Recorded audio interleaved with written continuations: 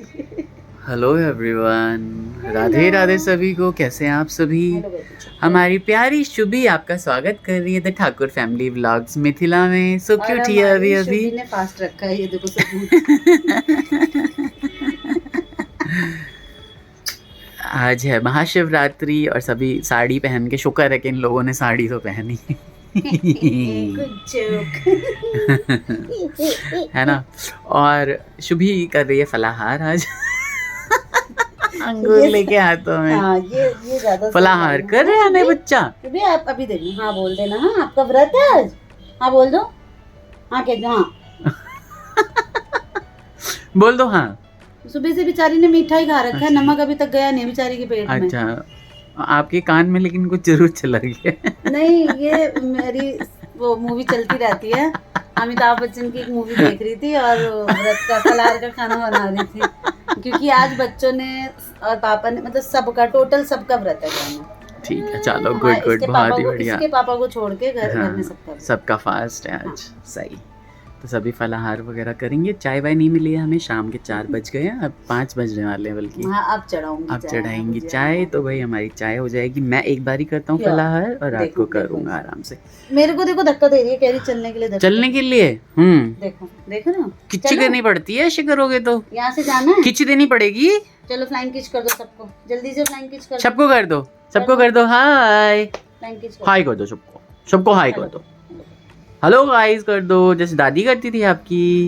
ये भी करेगी जब बोलने लगेगी तो इसको सिखाएंगे। बिल्कुल। लाओ एक फोटो ले लेता हूँ, बहुत प्यारी है। अरे बिचड़ ना जाए ये। Hello hello everyone.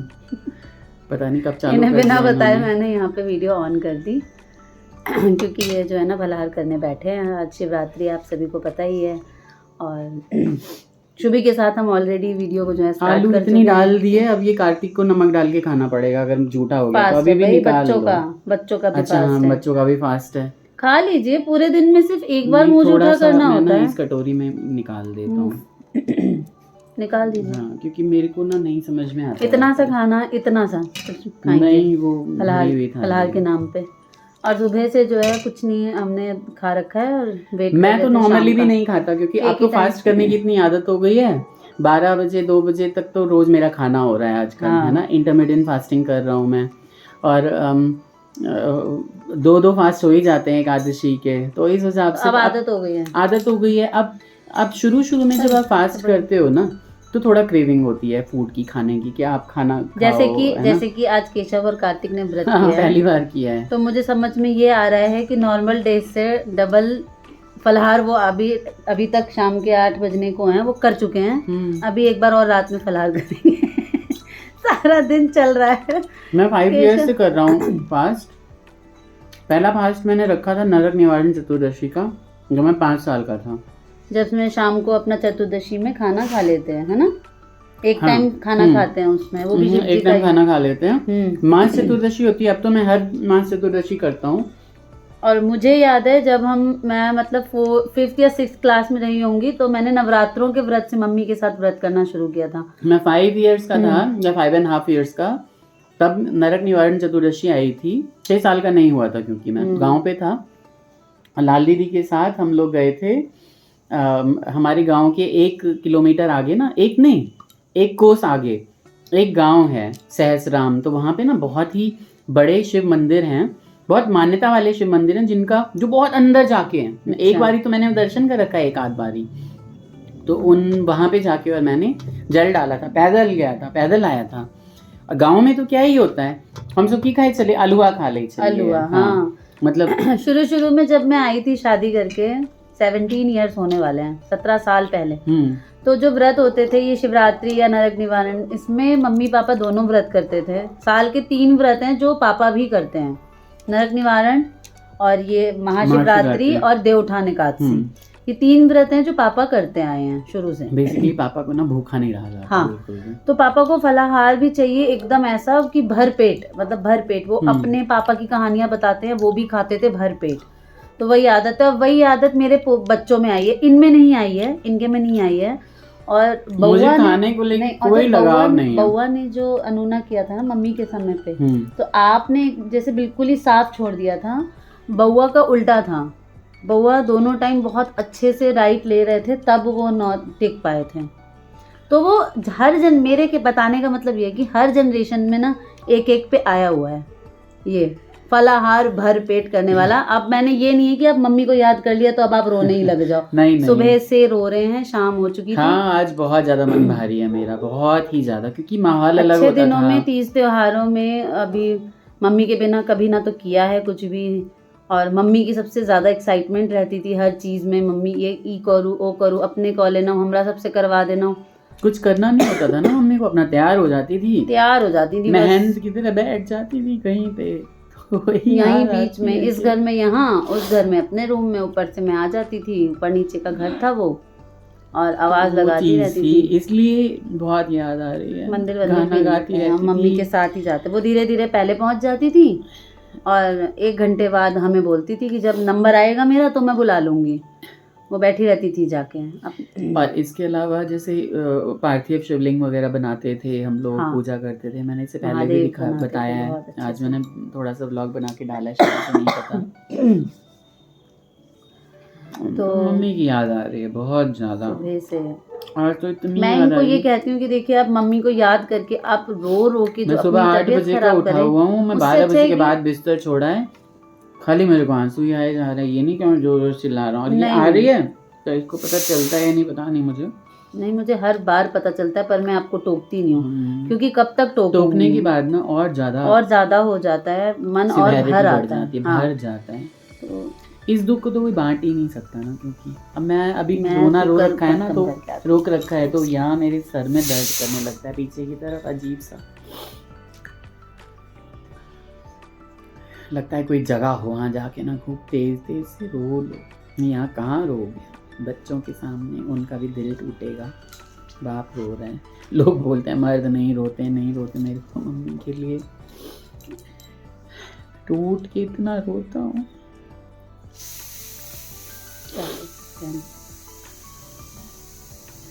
वही दिक्कतें हैं। मम्मी गाती थी अच्छे अच्छे गाने, है ना, गीत गाती थी। हाँ, जो मिथिला में जो बोलते हैं की कहे छे मैथिल गीत में, भगवान के गीत के, है ना, नचारी, शिव जी के नचारी।